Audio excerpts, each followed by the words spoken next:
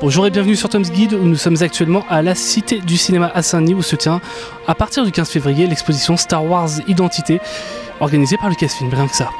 L'exposition raconte en fait une sorte de voyage sur notre quête d'identité à travers plusieurs expositions, plusieurs petites animations, plusieurs petits jeux. On est amené quelque part à créer un personnage de jeu de rôle, ça ressemble un peu à ça. On va créer notre propre personnage de l'univers de Star Wars, le tout ponctué de nombreuses maquettes, de nombreux costumes également, de nombreuses créations graphiques réalisées par pas mal de graphistes à l'époque et notamment Ralph McQuarrie en 1977 pour le premier Star Wars. Et on vous emmène dans une petite visite guidée avec Leila French qui est archiviste chez Lucasfilm et Fabrice Giraud qui est expert français sur Star Wars et qui était fondateur à l'époque du magazine Lucasfilm français.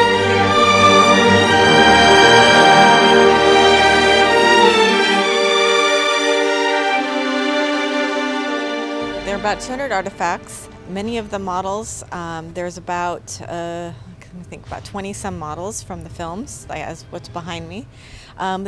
Everything in the exhibition is from the films. So we have artwork that is pre-production. It's what George Lucas and the artists used to design the movies. The costumes were actually worn by the actors. The models, like the spaceships, were actually used on screen and were filmed. The props were used by the actors, so everything is from the films with screen used. Episode 7 is coming, and that's very exciting for all the fans. There's a plan that they'll make 7, 8, and 9, so I can't say when we'll do an exhibit with those artifacts from the new films, but someday we hope to do so. For now, Star Wars Identities will talk about the 6 Star Wars films and Luke and Anakin. So the new films, which are being made as we speak, will have as many costumes and props and models as the old films. So I think it's very likely that someday in the future there should be an exhibit that will highlight those new film props and models. I'm very confident in that.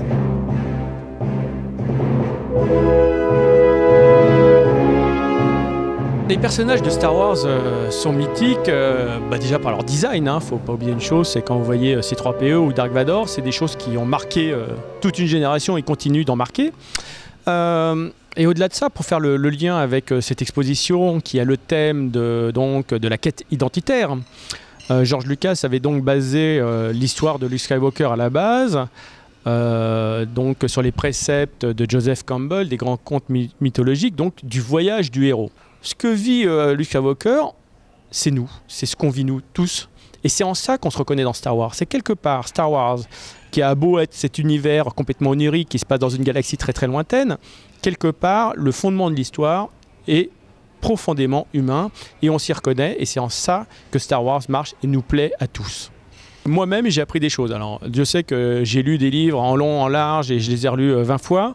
Mais il y a un petit dessin de Ron Cobb qui m'a littéralement épaté.